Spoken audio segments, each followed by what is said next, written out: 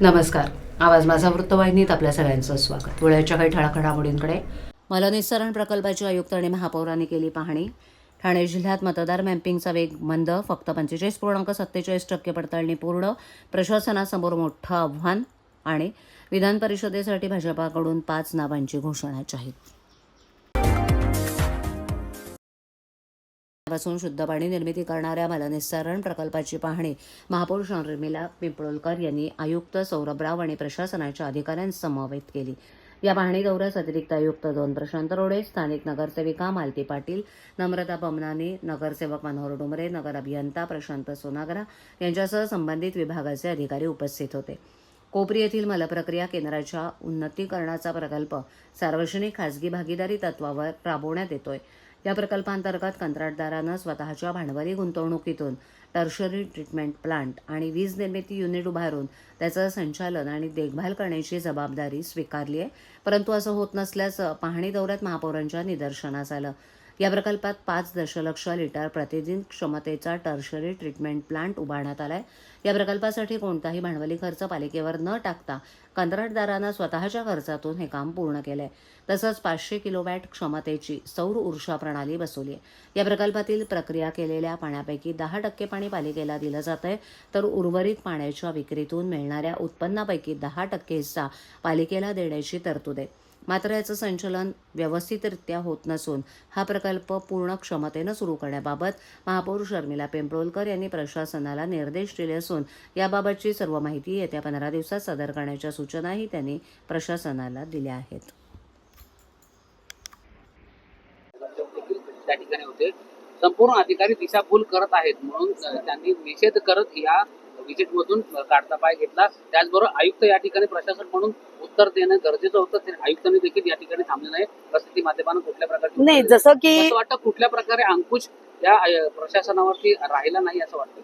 बघा, जसं की मी सांगितलं की महायुतीचं सरकार आहे, महायुतीचे आमचे नेते मंडळी आहेत ज्यांनी हा प्रश्न उठवला आहे. तर मला असं वाटतं की एखादा प्रकल्प चालू होण्यासाठी आणि चांगला होण्यासाठी आम्ही सगळे त्या मदत करत असतो. आणि मला वाटतं महापौर म्हणून माझ्याकडे त्यांनी हा विषय जरी आता घेतला असेल तरी 15 दिवसा आधीच हा विषय मी घेतला होता आणि त्याचा सर्वे पण केला होता. पण 15 दिवस होऊनही माहिती भेटली नाही, म्हणून ही आयुक्तांना या भर उन्हामध्ये व्हिजिट घ्यायला लावली. कारण पुढचे दिवस माझे आणि आयुक्त साहेबांचे दोघांचे पण बिझी आहेत आणि त्या अनुषंगानेच आज ही मीटिंग लावली. आणि 15 दिवस प्रशासनाने 15 दिवस आम्हाला कालावधी दिलाय. त्याच्यानंतर जे काय उत्तर आम्हाला भेटेल त्याच्यावर आपण काम करू.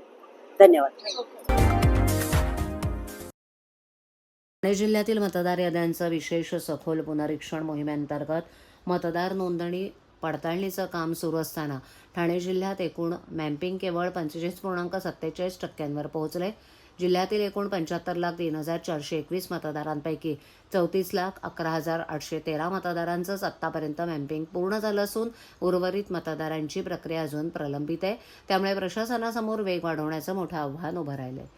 भारत निवडणूक आयोगाच्या वतीनं देशभरात राबवण्यात येणारी SIR मोहीम ही मतदार याद्या शुद्ध, अद्ययावत आणि विश्वासार्ह ठेवण्यासाठी राबवण्यात येते.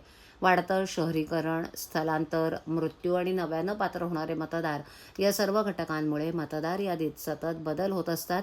त्यामुळेच या सर्व बदलांची अचूक नोंद घेण्यासाठी ही मोहीम अत्यावश्यक ठरते. ठाणे जिल्ह्यात जानेवारी महिन्यात जिल्हा निवडणूक विभागाच्या माध्यमातून ही मोहीम राबवण्यास सुरुवात करण्यात आली आहे. मात्र यामध्ये प्रामुख्यानं शहरी भागात नागरिकांचा अल्प प्रतिसाद मिळत असून शहापूरसारख्या ग्रामीण भागात मोहिमेला उत्स्फूर्त असा प्रतिसाद मिळतोय. तर उर्वरित नागरिकांचं मॅपिंग देखील लवकरात लवकर पूर्ण करण्यासाठी मोठ्या प्रमाणात जनजागृती सुरू असल्याची प्रतिक्रिया जिल्हा निवडणूक विभागाच्या वतीनं देण्यात आली आहे. या मोहिमेअंतर्गत मॅपिंग ही मुख्य प्रक्रिया असते. म्हणजे मतदार यादीतील प्रत्येक नावाची प्रत्यक्ष पडताळणी करून त्या व्यक्तीचं वास्तव अस्तित्व, सध्याचा पत्ता, ओळख निश्चित करणं. निवडणूक आयोगाचे अधिकारी, कर्मचारी तसंच BLO घराघरात जाऊन मतदारांची माहिती तपासतात. यामध्ये संबंधित मतदार त्या पत्त्यावर वास्तव्यास आहे का, त्याचं नाव योग्य आहे का, त्याची नोंद दुबार तर नाही ना, किंवा तो मतदार मृत अथवा स्थलांतरित झालाय का याची सखोल छाननी केली जाते. याच प्रक्रियेत नवीन पात्र उमेदवारांची नोंदणी, मृत अथवा कायमस्वरूपी स्थलांतरित मतदारांची नावं वगळणं तसंच मतदारांच्या तपशिलांमध्ये आवश्यक त्या दुरुस्त्या करणं ही कामंही केली जाणार आहेत.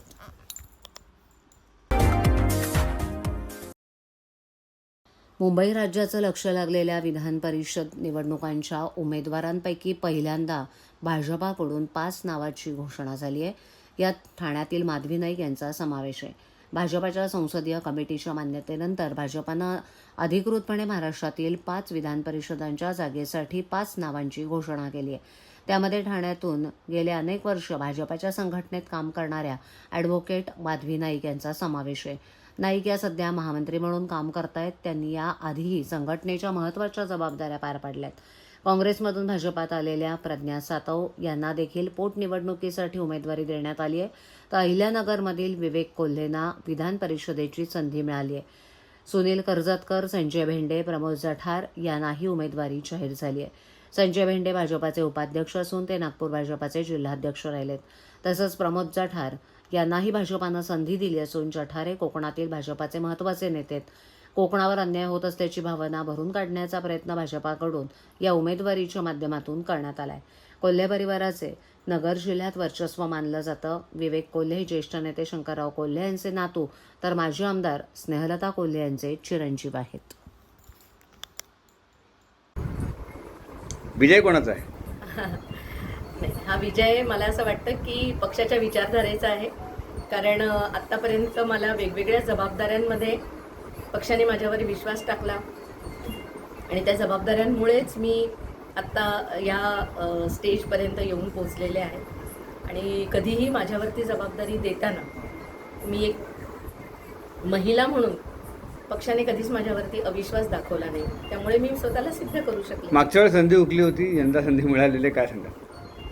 मला असं वाटतं की आपण आपल्या कामामध्ये सातत्य ठेवावं, पूर्ण क्षमतेने काम करत राहावं. संधी कुठेही जात नाही, ती तुमच्यापर्यंत येतेच. महिला सक्षमीकरणासाठी काय नेमकी पावलं उचलली जाणार शासनाच्या माध्यमातून? शासनाच्या अनेक योजना आता गेल्या काही वर्षांमध्ये सुरू आहेत. स्पेशली मला असं वाटतं की देवेंद्रजींनी जेव्हापासून मुख्यमंत्री म्हणून या राज्याची जबाबदारी घेतली किंवा माननीय उपमुख्यमंत्री एकनाथजी शिंदे असतील यांच्या काळामध्ये महिला सक्षमीकरणासाठी आणि त्यांच्या सुरक्षिततेसाठी अनेक योजना आलेल्या आहेत सरकारच्या. त्याच्यामुळे त्या योजनांचा लाभ गरजूंपर्यंत पोहोचेल अशा अर्थाने या प्रशासकीय नवीन जबाबदारीतून मी प्रयत्न करेन. थँक्यू.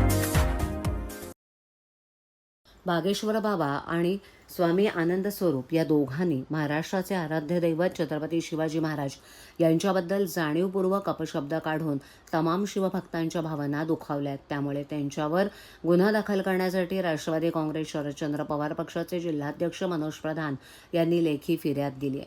गुन्हा दाखल न केल्यास तीव्र जनआंदोलन उभारण्याचा इशाराही त्यांनी दिला. धीरेंद्र शास्त्री यांना छत्रपती शिवाजी महाराज जेव्हा युद्ध करता करता थकले, छत्रपती शिवाजी महाराजांना आपण आता थकलोय असं वाटू लागलं, तेव्हा एक दिवस छत्रपती शिवाजी महाराज समर्थ रामदास स्वामी यांच्याकडे गेले आणि त्यांनी आपला मुकुट समर्थ रामदास स्वामी यांच्यासमोर ठेवला आणि म्हणाले, मी आता थकलोय, मला यापुढे लढाई करायची नाही असं विधान केलंय. तर स्वामी आनंद स्वरूप यांना धीरेंद्र शास्त्रींचं समर्थन करताना आनंद स्वरूप यांनी धीरेंद्र शास्त्रींच्या छत्रपती शिवाजी महाराजांबाबतच्या वादग्रस्त विधानाचं समर्थन केलंय. त्यांनी असा दावा केला की युद्ध पेशवे लढले आणि नाव शिवाजींचं झालं. शिवाजींनी कधी युद्ध मैदानात लढलं नाही, तर फक्त छापामार युद्ध लढलं. पेशव्यांना उपेक्षित ठेवलं गेलं कारण ते ब्राह्मण होते. बागेश्वर बाबा यांना माफी मागायची गरज नव्हती असं ते म्हणाले. या दोघांनी केलेली विधानं ही महापुरुषांचा अवमान करणारी आहेत. मनोज प्रधान यांनी सांगितलं की बागेश्वर आणि स्वामी आनंद स्वरूप हे दोघं जाणीवपूर्वक वाद निर्माण करणारी विधानं करत असल्यानं त्यांच्यावर गुन्हा दाखल करण्यासाठी आम्ही फिर्याद दिली आहे. सध्या कोणताही गुन्हा दाखल करताना राजकीय इच्छाशक्तीची मर्जी पोलिसांना राखावी लागते. त्यामुळे या सरकारकडून आपल्या आराध्य दैवताचा अवमान सहन केला जाणार नाही अशी अपेक्षा ठेवायला काहीच हरकत नाही असं वाटतंय. तर दुसरं म्हणजे महाराजांचा अवमान जरी सत्ताधाऱ्यांनी सहन केला तरी आम्ही शिवभक्त हा अवमान सहन करणार नाही. यावेळेला युवक कार्याध्यक्ष राजेश कदम, आशिष उमासरे, प्रवीण कडलक, महेश मोरे, खंडू लक्ष्मण पासनकर, धर्मेंद्र अस्थाना उपस्थित होते. जातीय तेढ निर्माण करण्याचा भाग आहे, पण भाजपला हे का कळत नाही मला कळत नाही. आज ते इथे त्यांचं गव्हर्नमेंट आहे आणि मला असं वाटतं की देवेंद्र फडणवीसजी याचा भाग नसतील, पण त्यांनी काय ना काहीतरी कृतीमध्ये आम्हाला दाखवलं पाहिजे आणि यांच्यावर किमान काही नाही तर केस दाखल केलं पाहिजे या दोघांवर. अशी आमची मुबलक अपेक्षा आहे. सर, त्या व्यासपीठावर स्वतः मुख्यमंत्री उपस्थित होते, मोहन भागवत होते, मग त्यावेळी आक्षेप का नाही घेतला? कारण इतकं वादग्रस्त विधान झालं. पण मी एक सांगू का, हा प्रश्न तुम्ही त्यांना विचारायला पाहिजे. ऑपोजिशन म्हणून आम्ही जास्तीत जास्त काय करू शकतो, तर आंदोलन करू शकतो आणि येऊन अशा प्रकारची केस टाकू शकतो.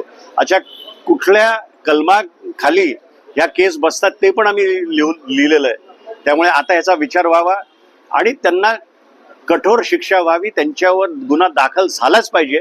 कारण काय, एक अक्कल बाकीच्यांना पण घडेल की महाराजांवर बोललं तर महाराष्ट्र चूप बसणार नाही आणि महाराजांवर बोललं तर तुमच्यावर गुन्हा दाखल होणारच. हा संदेश या नौपाडा पोलीस स्टेशन मधनं दिला तर मी नौपाडा पोलिसांचे आभारी असेल.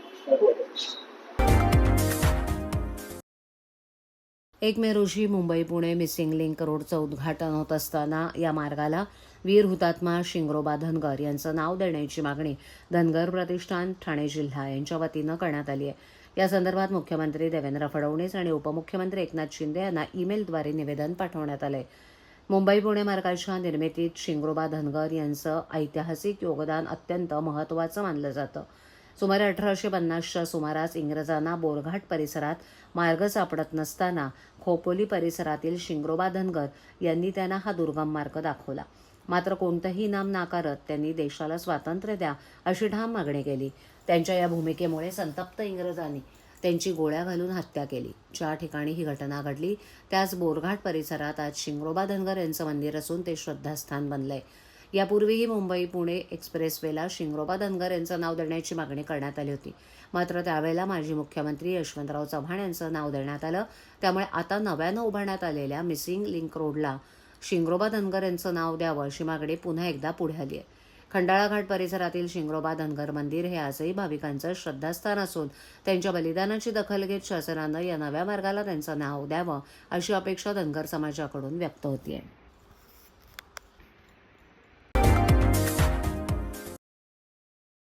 छत्रपती शिवाजी महाराजांबद्दल आक्षेपार्ह वक्तव्य करणाऱ्या धीरेंद्र शास्त्री उर्फ बागेश्वर बाबा विरोधात ठाणे काँग्रेसनं तीव्र संताप व्यक्त करत जोरदार आंदोलन छेडलं.